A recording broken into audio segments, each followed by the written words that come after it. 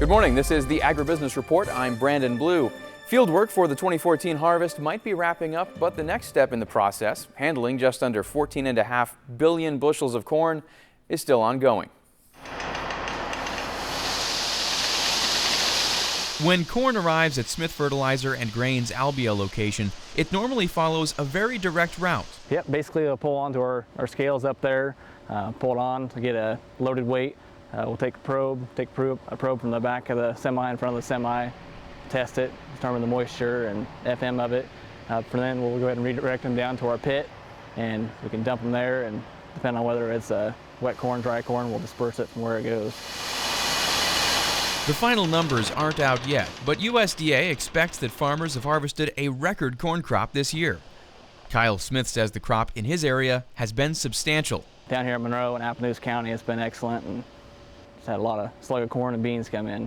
That might be an understatement.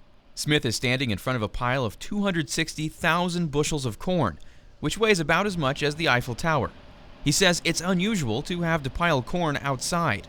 Yeah, it's not a very common deal, about once every 5 years, if that. At least for us anyway. There's other locations that have to do that, but we're not really equipped to go ahead and do that. We try to keep most of our grain located inside of our elevator.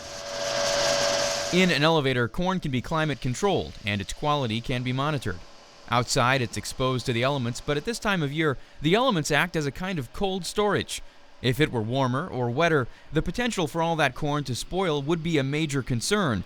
But even without that worry, Smith says there's a few issues with keeping corn outside. You'll have to double handle it, put it on the ground. You got to lay tarps down and get an auger and tractor to put it outside rather than just dumping it straight into a pit and running it through your elevator.